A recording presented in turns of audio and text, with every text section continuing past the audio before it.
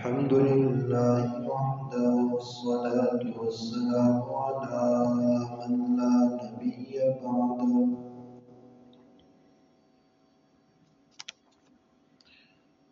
لا يخلق نبي ولا رسول بعده لا أمة بعد أمته ولا كتاب بعد كتابه لا شريعة بعد شريعته ولا رسالة بعد رسالته وعلى آله وأصحابه الذين أوفوا عهده الذين هم مفاتيح الرحمة ومصابيح الهدى والذين هم خلاصة الأرب الأنبال وخير الخلائق بعد الأنبياء وهم كالنجوم في السماء للاهتداء والاقتداء أما بعد فأعوذ بالله من الشيطان الرجيم بسم الله الرحمن الرحيم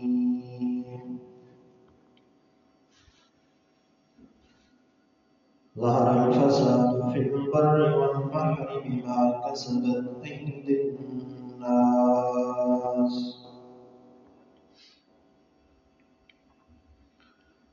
وقال تعالى في مقام آخر توبوا إلى الله جميعا أيها المؤمنون لعلكم تفلحون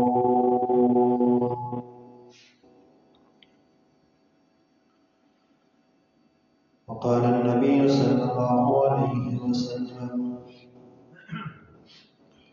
المهاجر من هجر الخطايا والذنوب أو كما قال عليه الصلاة والسلام صدق الله مولانا العظيم وصدق رسوله النبي الأمي الكريم ونحن على ذلك من الشاهدين والشاكرين والحمد لله رب العالمين إن الله وملائكته يصلون على النبي يا أيها الذين آمنوا صلوا عليه وسلموا تسليما اللهم صل على محمد وعلى آل محمد كما صليت على إبراهيم وعلى آل إبراهيم إنك حميد مجيد اللهم بارك على محمد وعلى آل محمد كما باركت على إبراهيم وعلى آل إبراهيم إنك حميد مجيد میرے واجبان احترام انتہائی قابل عزت تکریم و احترام بزرگوں اور دوستوں اور نوجوان ساتھیوں اب آواز کے ساتھ قرآن مجید فرقان حمید کی دو آیتیں کریمہ اور حضور سرور کونین صلی اللہ علیہ وسلم کے پاک ارشادات میں سے ایک ارشاد کلام تلاوت کیا ہے بارگاہ الہی میں دعا کو خالق کائنات قرآن و سنت کے آئینے میں حق سچ کہنے کی توفیق عطا فرمائے اور کہنے اور سننے سے کہیں زیادہ ہم سب کو عمل پیرا ہونے کی توفیق عطا فرمائے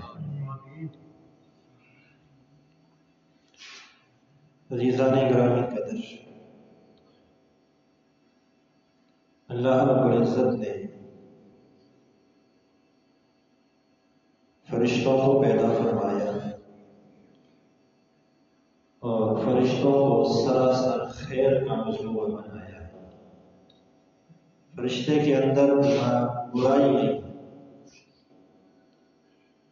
وہ صرف اور صرف خیر کا منبع ہے خیر کا مجموعہ ہے کوئی رکوع میں ہے، کوئی کوئی سجدے میں ہے، کوئی قیام میں ہے، کوئی طواف میں ہے، بس ہر وقت اللہ کی اطاعت میں لگے ہوئے. نافرمانی کا مادہ اللہ نے فرشتوں کے اندر نہیں رکھا. تو ایک مخلوق اللہ کی فرشتے ہیں جو سراسر خیر کا مجموعہ، صرف خیر. اور ایک مخلوق اللہ تعالیٰ کی یہ شیطان ہے جو سراسر شر کا مجموعہ، اس کے اندر شر ہی شر ہے، خیر نہیں. اور ایک مخلوق اللہ تعالیٰ کی یہ انسان ہے جو خیر اور شر دونوں کا مجموعہ ہے. فرشتے شر سے دور ہے، شیطان خیر سے دور ہے، اور انسان کے اندر یہ دونوں چیزیں، خیر بھی ہے شر بھی ہے. کبھی حالات سے متاثر ہو کر، عادات سے مجبور ہو کر یہ معصیت کر دیتا ہے، گناہوں میں پڑ جاتا ہے، نافرمانیوں میں پڑ جاتا ہے. اور کبھی یہ پھر نادم ہو کے اللہ کے دربار میں آ جاتا ہے، پھر خیر کے دروازے پہ آ جاتا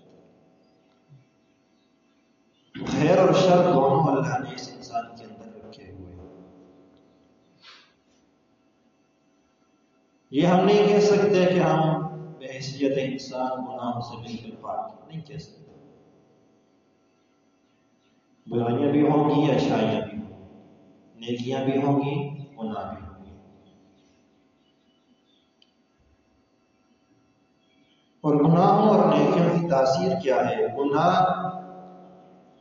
اللہ سے، اللہ کی رحمت سے انسان کو دور کرتا ہے. نیکی انسان کو اللہ سے اور اللہ کی رحمت کے قریب کرتی ہے. گناہ زندگی میں، مال میں، گھروں میں بے برکتی کا سبب بنتا ہے، اور نیکی زندگی میں، گھروں میں، مال میں، ہر چیز میں برکت کا سبب بنتی ہے. گناہ دنیا اور آخرت کی ذلتوں کا مصداق بنا دیتا ہے انسان کو، اور نیکی انسان کو دنیا اور آخرت کی سرخوریاں اور عزتیں عطا کر دیتی ہے. اب ہمارے اوپر ہے کہ ہم نے گناہوں کے راستے پہ بڑھ کر اللہ کی رحمت سے دوری کو حاصل کرنا ہے، اللہ کی رحمت سے دور ہونا ہے. ہم نے گناہوں کے راستے پہ چل کے بے برکتیاں سمیٹنی ہیں، ہم نے گناہوں کے راستے پہ چل کے ذلتیں سمیٹنی ہیں، یا پھر نیکی کے راستے پہ چل کے اللہ کی رحمت کے قریب ہونا ہے. نیکی کے راستے پہ چل کے اس کی برکتیں حاصل کرنی ہیں، اور نیکی کے راستے پہ چل کے اس کی طرف سے ملنے والی دنیا آخرت کی عزتیں حاصل کرنی ہیں. یہ ہمارے اوپر راستے دونوں اللہ نے بتا دیا ہے کہ گناہ کے راستے پہ چلو گے پھر رحمت سے بھی دور، برکت سے بھی دور، عزتوں سے بھی دور. نیکی کے راستے پہ چلو گے پھر رحمت کا اسے قرب بھی حاصل ہو جائے گا، میرا قرب مل جائے گا، رحمت بھی مل جائے گی، برکت بھی مل جائے گی، عزت بھی مل جائے گی. اب انسان سے گناہ تو ہو جاتا ہے، گناہ کرنے والا برا نہیں ہوتا، گناہ پر ڈٹ جانے والا برا ہوتا. گناہ ہو جانا یہ انسانیت کی علامت ہے، اور گناہوں پہ ڈٹ جانا یہ شیطانی ہے. ڈٹنا نہیں چاہیے، گناہ ہو جائے بندے کو نادم ہو جانا چاہیے. میں نے گزشتہ جمعہ مبارک پر آپ کے سامنے جو عنوان رکھا، ہمیں اللہ سے تعلق مضبوط کرنے کی ضرورت ہے. ہمارا تعلق ادھر کمزور پڑا، بہت کمزور ہے. اور یہ جو ہم گناہوں کے راستے پہ چل پڑے ہیں، اب اس عادت کو ہم نے چھڑانا ہے، چھوڑنا ہے. ان گناہوں کی نحوست سے جان چھڑانی ہے، تو اس کے لیے رستہ اللہ رب العزت نے بتایا ہے، وہ توبہ کا رستہ ہے. کہ توبہ کو اختیار کرو، توبہ طائب ہو کہ میرے دربار میں آ جاؤ، پچھلی خطاؤں پر رحمت کی چادر ہے.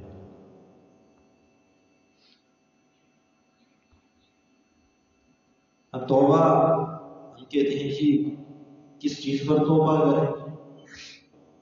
ہم نے چوری کوئی نہیں کی، ہم نے زنا نہیں کیا، ہم نے شراب نہیں پی، تو کبائر. کبیرہ گناہ کرنے والا بھی توبہ کرے، وہ اپنے کبیرہ گناہ سے توبہ کرے. صغیرہ گناہ کرنے والا بھی توبہ کرے، وہ اپنے صغائر سے توبہ کرے. ہمارا المیہ یہ ہے کہ ہم صغائر کو صغیر چھوٹے گناہوں کو چھوٹا سمجھ کے کر لیتے، پرواہ کوئی نہیں ہوتی، چھوٹا ہے جو یہ چھوٹا چھوٹا ہی جا کے بڑا بن جاتا ہے۔ آج ایک چھوٹا گناہ کرو گے، کل دوسرا کرو گے، اس پہ ہمت بڑھتی چلی جائے گی، ایک وقت ایسا آئے گا گناہ کبیرہ پر آپ دلیر ہو جاؤ، جرأت پیدا ہو جائے۔ لیکن جو لوگ اپنے آپ کو صغیرہ گناہوں سے بچاتے ہیں وہ کبھی کبیرہ گناہ کے اندر نہیں پڑتے، کیونکہ انہیں چھوٹے گناہ کی حیثیت کا پتہ ہوتا ہے، وہ جانتے ہیں کہ رب کی طرف دیکھتے ہوئے ہر گناہ بڑا ہوتا ہے۔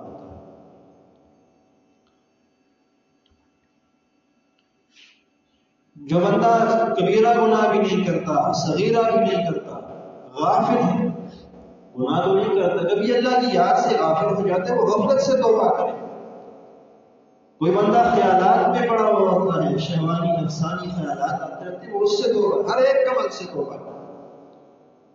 آپ کے پاس لازمی نہیں ہے کہ آپ بڑے بڑے گناہ کر کے آئیں گے تبھی آپ کو توبہ کی ضرورت پڑے گی، توبہ اور استغفار ہر ایک بندے کی۔ اب آپ کا کام ہے، آپ کا کام توبہ اور استغفار کرنا ہے، آگے توبہ اور استغفار سے کیا اللہ تعالیٰ اس کا نتیجہ دیں گے وہ اس کے لیے۔ میں توبہ کروں گا، آپ توبہ کریں گے، ہمارے صغائر و کبائر معاف ہوتے ہیں، اللہ کا ولی توبہ کرتا ہے، استغفار کرتا ہے، اس کے درجات بلند ہوتے ہیں، اللہ کے نبی استغفار کرتا ہے، اس کے درجات بلند ہوتے ہیں۔ ہمیں تو نہیں چھوڑی توبہ۔ میں نے اکثر یہ کہا بھی تھا صدیق اکبر رضی اللہ تعالیٰ عنہ کے بارے میں، انہوں نے کیا فرمایا؟ ابو بکر تو موسیٰ نہیں ہے، تو عیسیٰ نہیں ہے، تو یحییٰ نہیں ہے، کہ چپ ہو کے بیٹھ جائے، تو توبہ کر، اپنے رب کے ساتھ اپنے تعلق کو مضبوط کر، اس کی طرف رجوع کر۔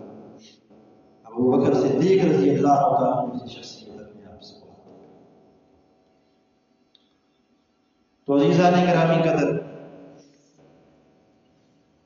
توبہ کس چیز کا نام ہے؟ توبہ نام ہے رجوع العبد الی اللہ، بندے کا اپنے رب کی طرف متوجہ ہو جانا، اپنے رب کی طرف لوٹ کے آ جانا، یہ توبہ ہوتی ہے۔ آج ہم نیکیاں کرتے ہیں، نمازیں پڑھتے ہیں، دعائیں کرتے ہیں، لیکن ہماری نمازیں، ہماری نیکیاں، ہماری عبادات، ہماری دعائیں اوپر نہیں جا رہی، اوپر سے اللہ کی رحمتیں ہماری طرف نہیں آ رہی، ہمارے اعمال اوپر نہیں جا رہے۔ جانتے ہیں کیوں؟ اس لیے کہ درمیان میں رکاوٹیں کھڑی ہیں، جو اللہ کی رحمتوں کو ہم تک نہیں آنے دے رہی، ہمارے اعمال کو اوپر نہیں جانے دے رہی، اور وہ رکاوٹیں کسی اور کی پیدا کی ہوئی نہیں، وہ رکاوٹیں ہم نے خود بنائی ہوئی، یہ میری اور آپ کی خود ایجاد کردہ رکاوٹیں ہیں، ہم نے پیدا کی ہیں، ہم نے بنائی ہیں، جو اللہ کی رحمتوں کے اور ہمارے درمیان حائل ہو چکی ہیں، حجاب بن چکی ہیں، پردہ بن چکی ہیں، رکاوٹ بن چکی ہے، اور جو اللہ کی رحمتوں کو ہم طرف نہیں آنے دے رہے۔ ہم نے ان رکاوٹوں کو دور کرنا ہے تاکہ ہماری دعائیں، ہمارے اعمال ادھر جا سکے، ادھر سے اللہ کی رحمتیں ادھر آ سکے۔ اللہ رب العزت نے قرآن مجید فرقان حمید کے اندر ارشاد فرمایا، ظہر الفساد فی البر والبحر بما کسبت ایدی الناس، ظہر الفساد فی البر والبحر بما کسبت ایدی الناس، تمہارے اوپر اللہ کی رحمتوں کے دروازے جو بند ہو چکے ہیں، تمہاری عبادات کا صلہ جو نظر نہیں آ رہا، تمہاری نمازوں کے نتیجہ نظر نہیں آ رہا، تمہاری دعاؤں پکار کا اثر نظر نہیں آ رہا، یہ تمہارے اپنے ہاتھوں کی کمائی ہے، یہ تم نے خود رکاوٹیں پیدا کر دی ہیں جو تمہارے اعمال کو ادھر جانے سے روک رہی ہیں، اور وہ رکاوٹیں 10 رکاوٹیں علماء کرام بیان فرماتے ہیں۔ نمبر 1 الجہل باللہ، اللہ تعالیٰ کی ذات و صفات کو سے جہالت، اللہ کا صحیح تعارف نہ ہونا، یہ بڑی رکاوٹ ہے ہمارے اور اللہ کی رحمتوں کے درمیان۔ ہم اللہ کو مانتے تو ہیں، اللہ کی صفات بھی مانتے ہیں، بولتے ہیں زبان سے اللہ خالق ہے، اللہ مالک ہے، اللہ رازق ہے، بولتے تو ہیں، لیکن ہمارے اعمال سے کبھی نظر نہیں آ رہا کہ ہم نے اس کو کبھی اپنا مالک مانا ہو۔ مالک کا اقرار تو اس کا کرتے ہیں لیکن کسی اور کی ملکیت میں ہوتے ہیں۔ ہمارے نفس تو اپنے نفس کی خواہشات کی پیروی میں لگے ہوتے ہیں۔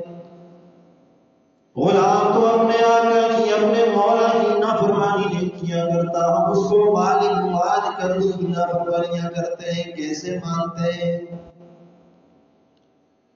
ہم اس کو رازق کو مانتے ہیں، کہتے تو ہیں کہ وہ رزاق ہے، زبان سے اقرار بھی کرتے ہیں کہ وہ رزاق ہے، لیکن کبھی اس سے روزی مانگ کر دیکھیں نا۔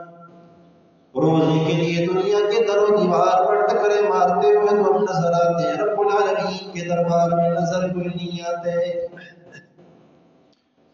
ہم کہتے تو ہیں کہ وہ علیم ہے، وہ علیم بذات الصدور ہے، پھر رات کی تنہائی میں کائنات والوں سے چھپ کر اس کی نافرمانیوں میں لگے ہوئے ہوتے ہیں۔ اگر ہمارا عقیدہ، ہمارا نظریہ، ہمارا دل اس بات کو تسلیم کرتا کہ وہ علیم ہے تو پھر کبھی چھپ کے گناہ کرنے کی نوبت نہ آتی۔ یہ چھپ کر گناہ جو کیے جاتے ہیں، کیوں کیے جاتے ہیں؟ باپ نہ دیکھ لے، بھائی نہ دیکھ لے، دوست نہ دیکھ لے، لیکن یہ بات دل میں موجود ہے، دماغ میں بھی ہے کہ اللہ علیم بذات الصدور ہے، وہ تجھے تیرے دل میں آنے والے خیالات کو بھی جانتا ہے، پھر اس سے کہاں چھپ کے گناہ کرو گے؟ علیم جانتے تو ہیں لیکن اس کو کبھی دل و دماغ سے سمجھا نہیں، تسلیم نہیں کیا۔ اگر کر لیتے، صحیح معنوں میں اس کو علیم مان لیتے، گناہوں کی نوبت ہی کوئی نہ آتی۔ اور اللہ کی ذات حلیم ہے، بردبار ہے، مانتے تو ہیں اللہ کی ذات غفار ہے، زبان سے اقرار کرتے ہیں۔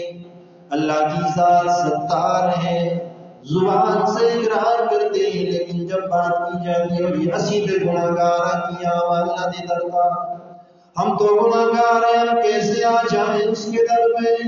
ہم کیسے گناہوں کا بوجھ اٹھا کے اللہ کے دربار میں آ جائیں؟ ہم اللہ کو حلیم جاننے کے باوجود، ہم اللہ کو غفار و ستار جاننے کے باوجود اس کے در پہ آنے کے لیے تیار کوئی نہیں ہوتے۔ ہم یہ بات جانتے تو ہیں کہ اللہ کی ذات جبار ہے، ہم یہ بات جانتے تو ہیں کہ اللہ کی ذات قہار ہے، لیکن پھر اس کے جبر و قہر سے ڈرتے کوئی نہیں، نافرمانیاں کیے جاتے ہیں۔ یہ الجہل باللہ ہے، اللہ کی ذات کا تعارف صحیح معنوں میں ہو ہی نہیں سکا۔ ہم نے دماغ سے سمجھا نہیں کہ اللہ کی ذات کیسی ہے، وہ کیسا رزاق ہے، وہ کیسا مالک ہے، وہ کیسا ستار ہے، وہ کیسا غفار ہے، سمجھا کوئی نہیں، دل سے اس کو تسلیم کیا۔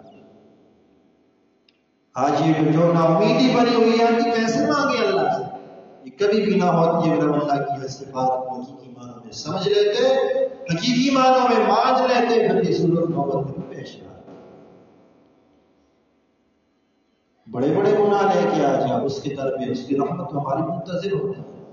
اس نے تو اپنے در پہ موٹے حروف سے لکھ دیا، یا عبادی الذین اسرفوا علی انفسہم لا تقنطوا من رحمت اللہ۔ او میرے وہ بندو جنہوں نے زندگی کے سفر میں بہت خطائیں کر لی، اپنے نفس پہ، اپنی جان پہ بڑے ظلم ڈالیے، بڑی نافرمانیاں کر لی، میرے در پہ آتے ہوئے شرمانے کی ضرورت کوئی نہیں ہے۔ لا تقنطوا من رحمت اللہ، میری رحمت سے مایوس ہونے کی ضرورت کوئی نہیں۔ ان اللہ یغفر الذنوب جميعا، میں تو تمہارے گناہوں سے دگنی رحمت لے کے تمہارا انتظار کرتا ہوں، کب آئے گا میرا بندہ میرے پاس۔ ہم اللہ کی ذات کے بارے میں کہتے تو ہیں کہ وہ حنان ہے، منان ہے۔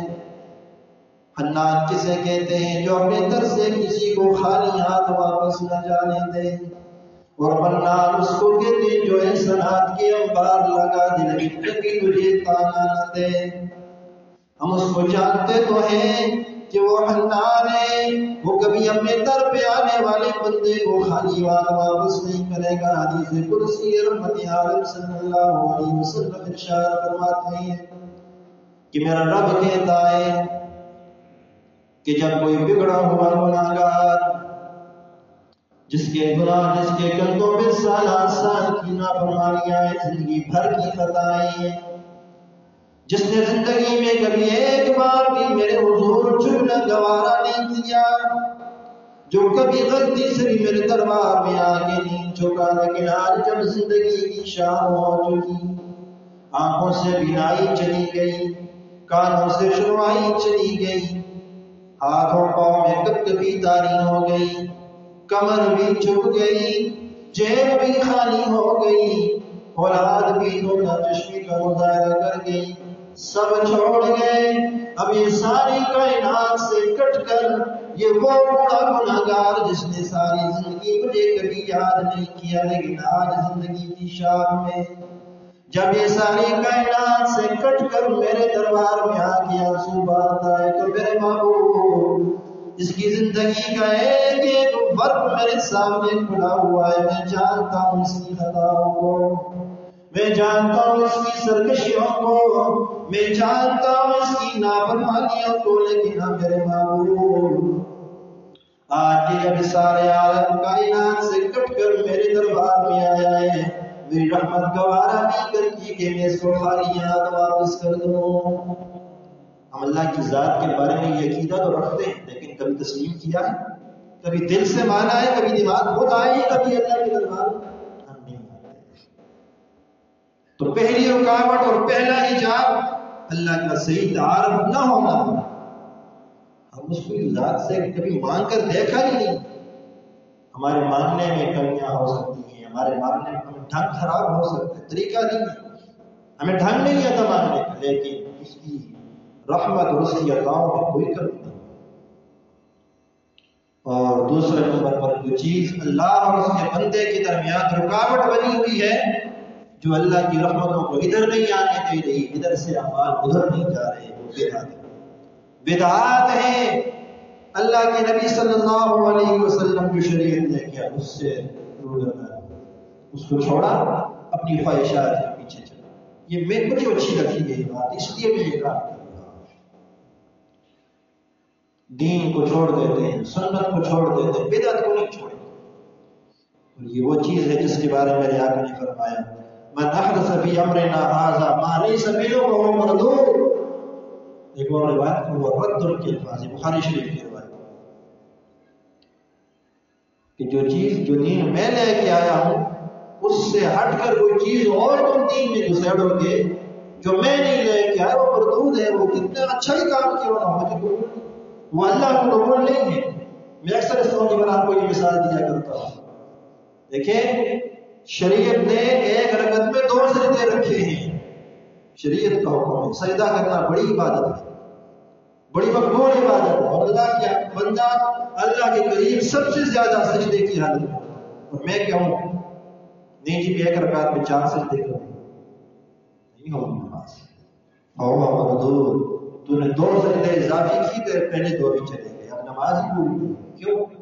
شریعت محمدی کو تو نے چھوڑا، سنت طریقہ محمدی کو تو نے چھوڑا، اپنی خواہشات کو سامنے رکھا کہ میں چاہتا ہوں کہ یہ چیز اچھی ہے اس لیے میں یہ کام کروں۔ تو یہ بدعت رکاوٹ بنتی ہے اللہ اور اس کے رسول کے، اللہ اور بندوں کے درمیان۔ اللہ کی رحمتیں نیچے نہیں آتی، ہماری طرف نہیں پہنچ سکتی۔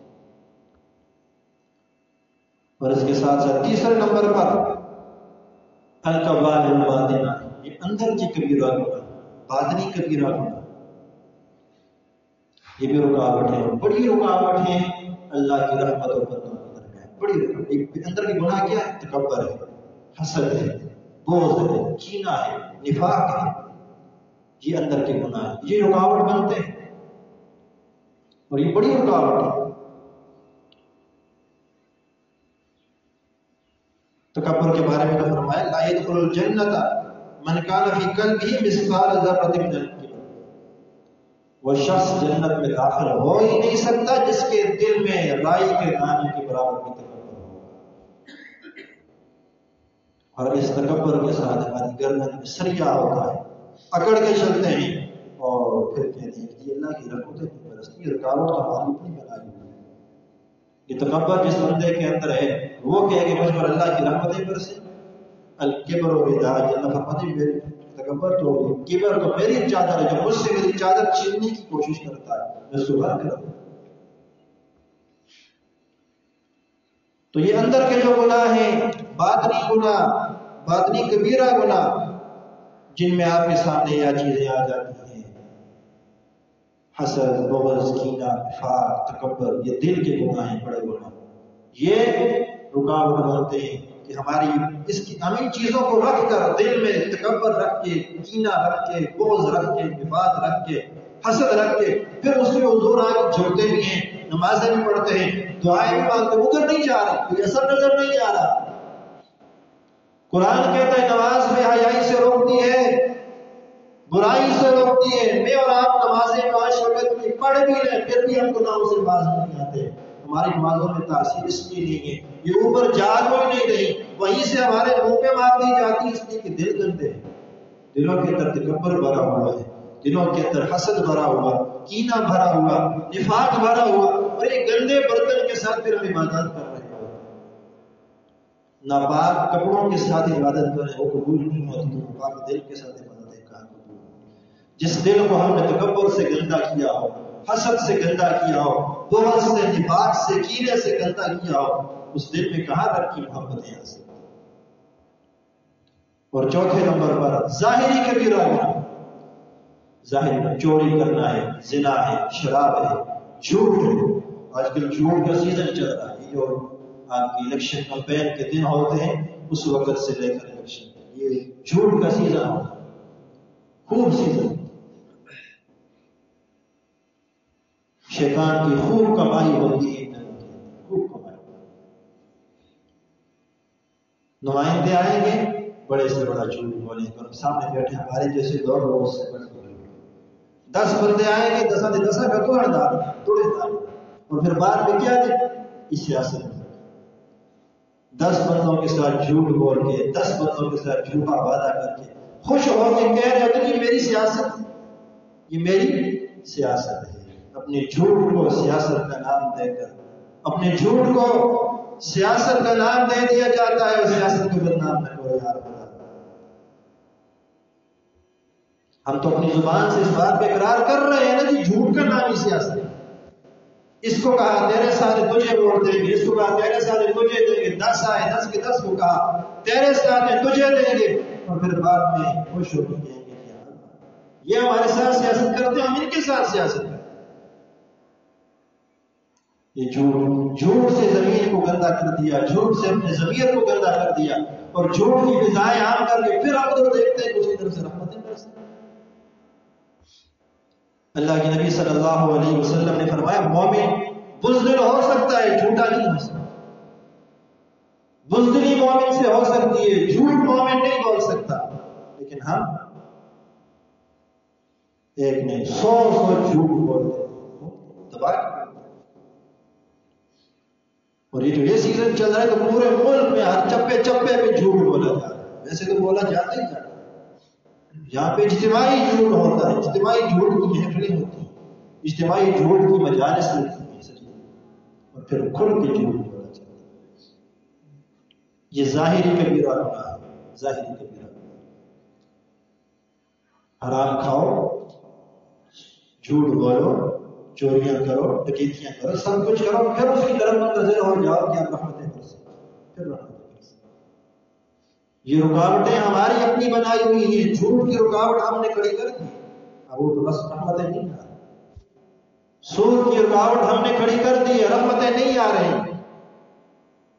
چوری کی، غیبت کی یہ رکاوٹیں ہم نے کھڑی کر دی ہیں، رحمتیں نہیں آ رہی، رکی ہوئی ہیں۔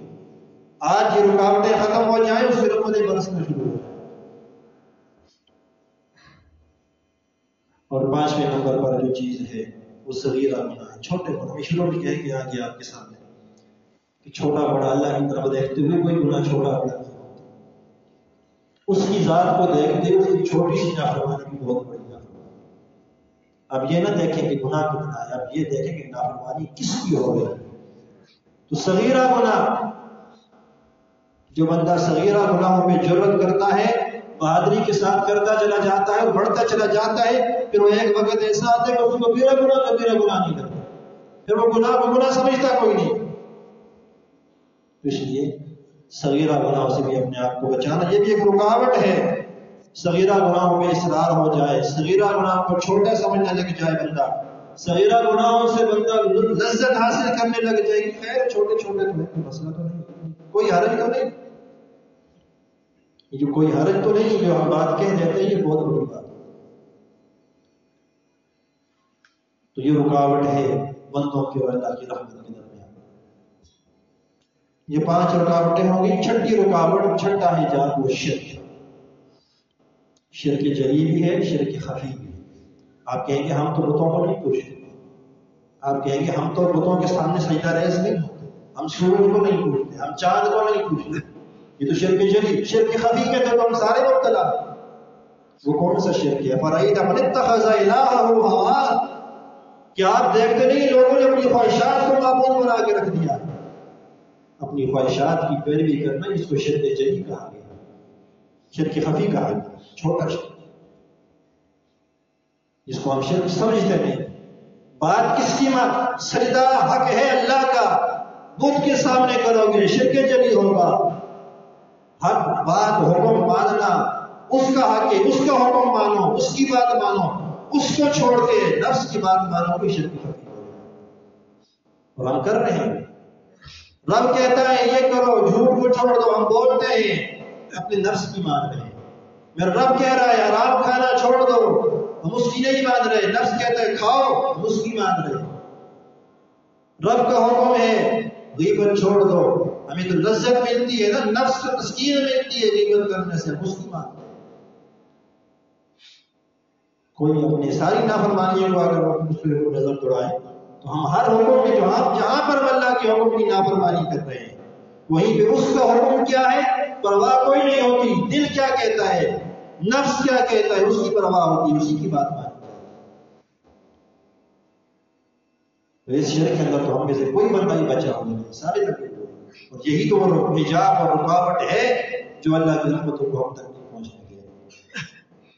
6 رکاوٹیں آپ کے سامنے رکھ، یہ بڑی رکاوٹیں ہیں اور ہم نے ان کو سمجھتے ہی کچھ نہیں۔ شرک کے بارے میں تو میرے اللہ نے اپنے حبیب صلی اللہ علیہ وسلم سے کیا فرمایا، لئن اشرکت لیحبطن عملک۔ ہم تو آج خوش ہوتے ہیں نا، ہماری نمازیں بڑی ہیں، سجدے ہیں، تلاوتیں ہیں، تسبیحات ہیں، نوافل ہیں، تہجد ہے اور روزے ہیں، بہت کچھ ہے ہمارے پاس۔ اور اللہ کیا فرماتے ہیں، لئن اشرکت لیحبطن عملک۔ معبود باقی بندے تو رہے کنارے پہ، تجھ سے بھی اگر شرک ہو گیا، ہونا نہیں ہے، اگر ہو گیا تو تیرے اعمال بھی سارے ختم ہو جائیں گے۔ اگر نبی کے مضبوط اعمال، مقبول اعمال شرک کی نحوست سے ختم ہو سکے تو میرے آپ کے پاس بچتا کیا ہے؟ کیا بچتا ہے ہمارے پاس؟ ہم تو نماز ادھر پڑھتے ہیں، باہر جا کے نافرمانی کی، نفس کی پیروی کی، نماز گئی۔ لئن اشرکت لیحبطن عملک، عمل تو باطل ضائع ہو گیا۔ پھر کس عمل کے بھروسے پر، کس عمل کی بنیاد پر تم اس کے دربار میں تم بنا و شکوے کر رہے ہیں؟ نمازیں پڑھتے ہیں، ہماری دعائیں قبول نہیں ہوتی، کبھی اپنے آپ کو اندر سے صاف تو کرو، ان رکاوٹوں کو تو دور کرو جو اللہ کی رحمت کو ہم تک پہنچنے نہیں دے رہے۔ تو بت پرستی بھی شرک ہے، نفس پرستی بھی شرک ہے، اگرچہ شرک خفی ہے۔ زر پرستی ہے، زن پرستی ہے، خواہشات پرستی ہے، یہ ساری جو پرستیاں آ رہی ہیں، یہ سب نے ہمیں شرک کے اندر مبتلا کیا، اس نے تو ہمیں خراب کیا ہوا ہے۔ کوئی دولت کے پیچھے پڑا ہوا ہے، کوئی اقتدار کے پیچھے پڑا ہوا ہے، اللہ کی ذات کی پرواہ کوئی نہیں، اللہ کی احکامات کی پرواہ۔ تو عزیزان گرامی قدر، یہ 6 سبب، 6 رکاوٹیں ہوں گی۔ اور 7ویں رکاوٹ یہ ہے کہ جن لوگوں کو اللہ تعالیٰ مالی وسعت دے دیتے ہیں، وہ مال کا بے جا استعمال کرتے، بس وہ زندگی انجوائے کر رہے ہوتے ہیں۔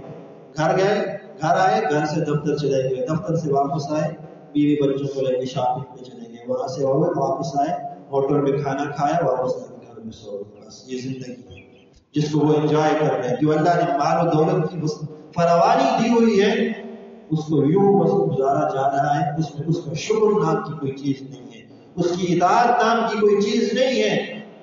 یہ اہل وسعت لوگ, اہل وسعت کا جو حجاب ہے رکاوٹ ہے مجھے کہ انہوں نے بھی ایک رکاوٹ اور حجاب بنایا ہوا ہے کہ بس وہ اپنی زندگی کو زندگی سے لطف اندوز ہو جائے ہوئی جا رہے ہیں بس, اور کوئی پرواہ کسی چیز کی نہیں. اور 8واں سبب یہ ہے کہ اللہ تعالیٰ سے غفلت ہے, اللہ کی یاد سے غفلت ہے, اس کو یاد کرنے کی پرواہ نہیں. میں بار بار جس بات پہ میں زور دیتا ہوں بار بار یہ کہتا ہوں, سب سے بڑی یاد اللہ کی اس میں نماز. 5 وقت اللہ کی طرف سے بلاوا آتا ہے. ہم کتنے آتے ہیں؟ گزشتہ جمعۃ المبارک پر آپ سب نے کہا انشاءاللہ آپ نمازیں پڑھیں گے, لیکن نمازیوں کی تعداد میں کوئی اضافہ ہوا. ہمارے وہی گنے چنے نمازی تھے. اسی لیے غفلت ہے. یہاں پہ تھوڑی دیر کے دن طرف ہوتا ہے, بس کہہ دیتے باہر گئے تو بس گئی ہوگی, ایک کان سے سنی دوسرے کان سے نکال دی. تو غفلت. اور 9واں سبب ہے عادات اور رسومات. یہ جو ہمارے معاشرے کا حصہ بن چکی ہیں, ہماری عادات بن چکی ہیں, رسومات ہیں, رواجات جن کو ہم پکڑ کے بیٹھ چکے ہیں, بس یہی سب کچھ ہے. سنت کنارے پہ رہ گئی, طریقہ محمدی کنارے پہ رہ گیا, شریعت اسلام کنارے پہ چھوڑ دیا, بس ایک کچھ ڈال دیا. سامنے کیا چیز ہے؟ رسومات ہے, عادات. جو مجھے اچھی لگ گئی بس میں نے اس کو اپنی عادت بنا لیا, جو معاشرے کو اچھی لگی اس نے اس کو اپنی عادت بنا لیا, بس اس کے پیچھے پڑ گیا, اسی کے ساتھ زندگی گزارے جا رہا ہے, اسی کے مطابق زندگی بسر کیے جا رہا ہے. بس یہ عادات اور رسومات کے پیچھے پڑا ہوا ہے. عادات کو ترک کرنا پڑے گا. یہ جو اسباب میں آپ کے سامنے رکھ رہا ہوں ان کو ہمیں ترک کرنا پڑے گا, چھوڑنا پڑے گا. ان حجاب کو, ان رکاوٹوں کو توڑنا پڑے گا, تب ہماری عبادات ادھر مقبول ہوگی, ادھر سے اللہ کی رحمتوں کے فیصلے. اور 10واں سبب اور آخری سبب یہ ہے کہ ہمیں خود پسندی, خود اعتمادی, بس میں ہی ٹھیک ہوں باقی سارے غلط ہیں, میں ہی ٹھیک ہوں بس باقی سارے غلط. وہ جو بات ہے یہ خود پسندی اور خود اعتمادی ہے, یہ کسی کو کچھ نہیں سمجھتے, اپنے آپ کو سب کچھ سمجھتے. یہ نہیں ہونا چاہیے. یہ وہ رکاوٹیں ہیں جو میرے آپ کے اللہ اور ہمارے اللہ اور اس کی رحمت کے درمیان آئے, جو اللہ کی رحمتوں کو ہم تک نہیں پہنچے ہیں. اللہ کی رحمتیں آتی ہیں, ان سے ٹکرا کے واپس ہو جاتی ہیں. ان رکاوٹوں کو ہم توڑیں گے تو کس چیز کے ساتھ توڑیں گے؟ توبہ کے ساتھ. آج یہ باتیں آپ کے سامنے اس لیے رکھی, ہمارے احباب یہ گزارش کر رہے تھے کہ ہم نے صلاۃ الاستسقاء پڑھنی, بارش کے لیے نماز استسقاء پڑھنی. تو جو کل کہا گیا, میں نے کہا کہ میں کچھ باتیں آپ کے سامنے رکھوں گا تاکہ ہم پہلے تیاری تو کریں. ہمیں ایک عزم ہونا چاہیے ہمارا, ایک نیت ہونی چاہیے کہ ہم نے آگے جانا ہے, اللہ کے دربار میں جانا ہے, اس سے کچھ مانگنا ہے, اور کس طریقے سے مانگنا ہے. تو صلاۃ الاستسقاء کی بات چلی تو انشاءاللہ کل کے بارے میں کل کا پروگرام ہے کہ کل صلاۃ الاستسقاء پڑھی جائے. اب آپ یہ بات کہہ رہے تھے تو یہ صلاۃ الاستسقاء جو پڑھی جائے, اب اس کے سے پہلے ہمیں اپنے گناہوں پر, اپنی گریبان میں جھانکنا ہے. دیکھیں کسی ایک کے گناہ کی وجہ سے بھی اللہ کی رحمتیں بند ہو. وہ بنی اسرائیل کی بات تو یاد ہے, حضرت موسیٰ علیہ السلام اپنی ساری قوم کو لے کے میدان میں کھڑے ہیں, دعا مانگ رہے ہیں. اللہ نے, کلیم اللہ تھے وہ, اللہ نے وحی بھیجی, میرے کلیم تیرے اس مجمع میں ایک گناہ گار ایسا جس کی وجہ سے میرے گناہ میں بارش کو بند کیا ہوگا. تو کوئی بھی ہو سکتا ہے, ہر ایک یہ سمجھے کہ شاید میری وجہ سے بارشیں بند ہے, ہر ایک یہ سمجھے شاید میری بدعمالیاں رکاوٹ بنی ہوئی ہے. پھر وہ ان پر نادم ہو جائے. توبہ کے لیے ضروری یہی ہے کہ آپ پہلے نادم ہو جائیں, شرمندہ ہو جائیں, اخلاص کے ساتھ توبہ طائب ہو جائیں, اس کے دربار میں آ جائیں. پھر توبہ کی سب سے بڑی بات پتہ ہے کیا ہوتی ہے؟ ہم تو آج بھی توبہ, صبح توبہ, شام توبہ, رات توبہ, صبح توبہ تو ہوتی رہتی ہے, لیکن ہم نے توبہ کو ایک پروفیشنل توبہ بنا لی. بس یہ توبہ ہے, آج توبہ کی کرتے گناہ کی. توبہ کس چیز کا نام ہوتا ہے کہ آج توبہ کرو, اس عزم کے ساتھ کرو کہ دوبارہ یہ گناہ نہیں کرو. دوبارہ اس کی کمزور ہے انسان, کبھی آ جائے, لیکن عزم اس بات کا ہو, ارادہ اس بات کا ہو کہ دوبارہ اس طرف نہیں آؤ. تو جن گناہوں پر آپ نادم ہو جائیں ان سے توبۃ نصوح، پکی سچی توبہ ہو کہ دوبارہ ان گناہوں کی طرف، گناہوں کے رستے کی طرف آنے کی، آپ کی نہ آنے کی پکی نیت ہو کہ نہیں آئیں گے ہم کبھی دوبارہ اس رستے۔ تو یہ جو آپ کے سامنے 10 رکاوٹیں، 10 چیزیں آپ کے سامنے رکھی، ہم نے ان کو توڑنا ہے۔ آج یہاں سے اٹھیں گے تو توبہ طائب ہو کر اٹھیں، اس عزم کے ساتھ توبہ کر کے اٹھیں کہ اللہ اب دوبارہ اس سے پہلے جو گناہ ہوئے، اب بچانے والا تو تو ہی ہے، ہمیں گناہوں سے بچنے کی توفیق بھی تو ہی دیتا ہے، نیک اعمال کرنے کی توفیق بھی تو ہی دیتا ہے، لیکن ہمارا عزم یہ ہے کہ اب دوبارہ اس رستے پہ، اس برے رستے پہ نہیں آئیں۔ تو اس عزم کے ساتھ اپنے آپ کو تیار کریں، توبہ طائب ہوں۔ آپ کے پاس ایک رات ہے، ہر بندہ اپنی صلح انفرادی طور پر اللہ سے پہلے کرے، انفرادی طور پر اللہ سے اپنی صلح کرے۔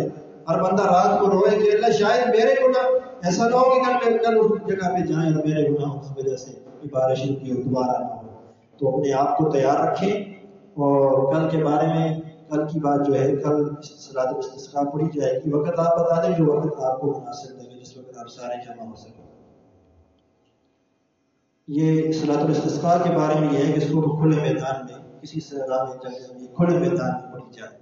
دوسری بات اس کے اندر یہ بھی ہے کہ بچے، بوڑھے، جوان سب نکلیں، چھوٹے بچوں کو بھی ساتھ لے کے نکلیں، جو معصوم چھوٹے بچے ہیں، مکلف نہیں ہیں، ان کو ساتھ لے کے نکلیں۔ یہ، اور اس کے ساتھ ساتھ مستحب یہ ہے کہ جانوروں کو بھی ساتھ لے کے جائیں، ان کو کس کنارے پہ باندھیں۔ یہ اللہ کی رحمت کو اپنی طرف متوجہ کرنا ہے۔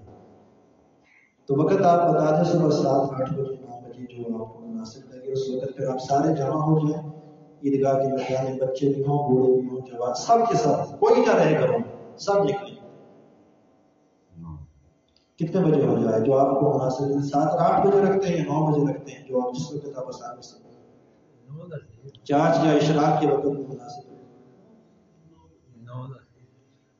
ٹھیک ہے، 9 بجے پھر انشاءاللہ کل عیدگاہ کے اندر ہی وہاں سارے احباب، بچے، بوڑھے، جوان سب نکلے، سب اس عزم کے ساتھ نکلے۔ دیکھیں رحمتیں جب اللہ کی بند ہوتی ہیں، یہ صرف ہمارے اوپر نہیں، اس سے پہلے بھی اللہ کی رحمت بند ہوتی ہے، یہ اللہ آزماتے ہیں۔ جب بندوں کے گناہ زیادہ ہو جاتے ہیں تو پھر اللہ نے ان سے ان کے گناہوں کا بوجھ اتروانا ہے، تو اللہ ہم سے ناراض ہے، ہم نے اللہ کو راضی کر جرگہ لے کے جانا ہے۔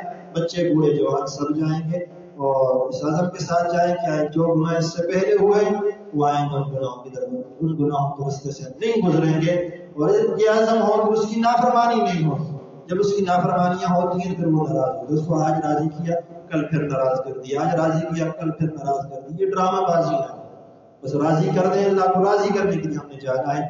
گناہ ہو جاتے ہیں، انسان سے شروع بھی کیا، انسان خیر و شر دونوں کا مجموعہ ہے، اچھائیاں بھی انسان سے ہوتی ہیں، برائیاں بھی انسان سے ہوتی ہیں، لیکن میرے آقا نے فرمایا المہاجر من ہجر الخطایا والذنوب، بہترین مہاجر، ہجرت کرنے والا وہ ہے جو اپنی خطاؤں کو، اپنے گناہوں کو چھوڑ کر نیکی کے راستے کی طرف آ جائے۔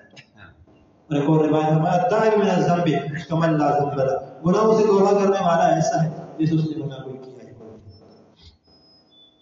تو دعا جو کچھ کہا سنا، اللہ تبارک و تعالی پر عمل کی توفیق عطا فرمائے۔ وآخر دعوانا الحمد للہ رب العالمین۔